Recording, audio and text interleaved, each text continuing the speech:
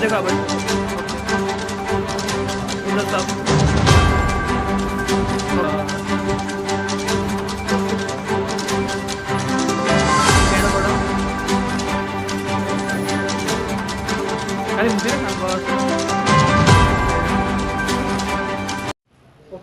મારું નામ ભગત મોક્ષા છે। હું અલી ખેરવાથી બિલોંગ કરું છું તથા છોટાઉદેપુર જિલ્લામાં આવેલી શાળા શેઠ હેજત સિરોલાવાલા હાઈસ્કૂલમાં અભ્યાસ કરું છું। મેં 11-12 વિજ્ઞાન પ્રવાહમાં આ શાળામાં એડમિશન મેળવ્યું હતું અને તેની અંદર બાયોલોજી વિષય પસંદ કર્યો હતો। 12 સાયન્સનું આજે જ્યારે રિઝલ્ટ જાહેર થયું છે તેમાં મને 99.75% પ્રાપ્ત થયા છે અને એનો મને ખૂબ જ આનંદ છે। અને જ્યારે મને એ જાણવા મળ્યું કે મેં સમગ્ર જિલ્લામાં છોટાઉદેપુર જિલ્લામાં પ્રથમ નંબર મેળવ્યો છે તો તેને મને ખૂબ જ આનંદ થયો। કેટલા પર્સન્ટેજ આવ્યા? 99.75% પ્રાપ્ત કર્યો। બોડેલી કેન્દ્રનું જે પરિણામ છે ખૂબ નબળું છે, એના લઈને શું મેસેજ?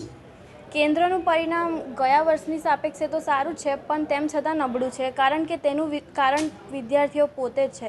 જો તેઓ પોતાના પરિણામ સુધારવા માગતા હોય, થોડી મહેનત કરે તો તેમનું પણ પરિણામ સુધરી શકે, તેની સાથે સાથે શાળાનું નામ પણ સુધરી શકે છે। Okay, thank you so much. મારું નામ કુરેશી મંતસવાન ઇમ્તિયાઝ અલી છે। હું છોટાઉદેપુર જિલ્લામાં શેઠ હેજત સિરોલાવાલા હાઈસ્કૂલમાં અભ્યાસ કરતી હતી। મેં સાયન્સ સ્ટ્રીમ લીધું હતું અને એમાં બાયોલોજી સાથે મેં વિજ્ઞાન પ્રવાહનું આજે રિઝલ્ટ જાહેર થયું છે, જેમાં મારો જિલ્લામાં બીજો ક્રમાંક છે અને 98.25% છે। એનાથી હું બહુ ખુશ છું। એનું શ્રેય મારા માતા પિતા, સ્કૂલના ટીચર્સ, ટ્યુટર્સ બધા। મોસ્ટ ઓફ જેવા સવારે વહેલી કઈ રીતે સવારે વહેલા ફ્રેશ થઈને બહુ ફ્રેશ મૂડ હોય એ ટાઈમે તો વધારે સારું યાદ રહે છે। આગે હમણાં મેં નીટની એક્ઝામ આપી છે, એના રિઝલ્ટ પછી મારી ઈચ્છા મેડિકલ કોલેજ। જિલ્લાનું જે રીતે નબળું પરિણામ આવ્યું છે, શું કહેશે? એટલું બધું હાર્ડ પેપર નહોતા, ઇઝી જ હતા। મહેનત સાથે સ્કોર ઓફ થઈ મહેનત। Thank you.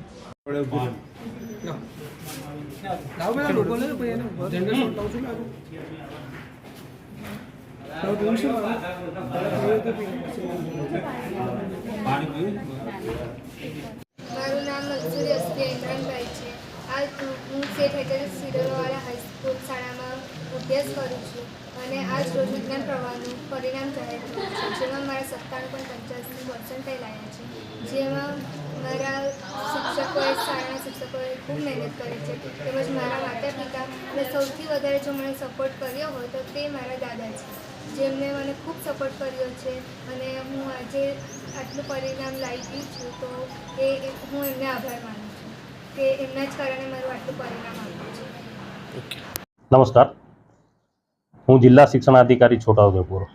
ગુજરાત માધ્યમિક અને ઉચ્ચતર માધ્યમિક શિક્ષણ બોર્ડ ગાંધીનગર દ્વારા માર્ચ 2024ની અંદર ધોરણ 12 સામાન્ય પ્રવાહ અને વિજ્ઞાન પ્રવાહની પરીક્ષાઓ જે યોજવામાં આવેલ હતી તેના પરિણામો આજરોજ જાહેર કરવામાં આવેલા છે। એ પરિણામોની વાત કરીએ તો છોટાઉદેપુર જિલ્લાની અંદર વિજ્ઞાન પ્રવાહની અંદર કુલ 1067 વિદ્યાર્થીઓ નોંધાયેલ હતા। તે પૈકીના 548 વિદ્યાર્થીઓ ઉત્તીર્ણ થયેલ છે। ટકાવારીની વાત કરીએ તો છોટાઉદેપુર જિલ્લાનું વિજ્ઞાન પ્રવાહનું પરિણામ 51.36% નોંધાયેલ છે। બોડેલી કેન્દ્ર છે તો બોડેલી કેન્દ્રમાં 47.98% નીચું પરિણામ છે, જ્યારે છોટાઉદેપુર જિલ્લાનું 54.78% પરિણામ આવેલું છે। વિજ્ઞાન પ્રવાહની શાળાઓના પરિણામોની ગત વર્ષેની સરખામણી કરીને વાત કરવામાં આવે તો ગત વર્ષનું છોટાઉદેપુર જિલ્લાનું પરિણામ 36.70 નોંધાયેલું હતું, જ્યારે આ વખતે 51.36% નોંધાઈ અને એમાં વધારો જોવા મળેલ છે। છોટાઉદેપુર જિલ્લામાં સામાન્ય પ્રવાહના પરિણામોની જો વાત કરવામાં આવે તો સામાન્ય પ્રવાહની અંદર કુલ 5370 વિદ્યાર્થીઓ નોંધાયેલ છે। તે પૈકીના 4935 વિદ્યાર્થીઓ ઉત્તીર્ણ થયેલા છે। ટકાવારીની વાત કરીએ તો સામાન્ય પ્રવાહનું છોટાઉદેપુર જિલ્લાનું પરિણામ 91.93% નોંધાયેલ છે। સૌથી વધારે ભેંસાવાહી કેન્દ્રનું 98.81% સામાન્ય પ્રવાહનું પરિણામ છે, જ્યારે છોટાઉદેપુર કેન્દ્રનું 82.83% ઓછું પરિણામ છે। ગત વર્ષની સરખામણીમાં સામાન્ય પ્રવાહના પરિણામોની વાત કરવામાં આવે તો ગત વર્ષે છોટાઉદેપુર જિલ્લાની અંદર સામાન્ય પ્રવાહનું પરિણામ 69.18% નોંધાયેલ છે, જ્યારે આ વખતે 91.93% સાથે વધારો જોવા મળેલ છે।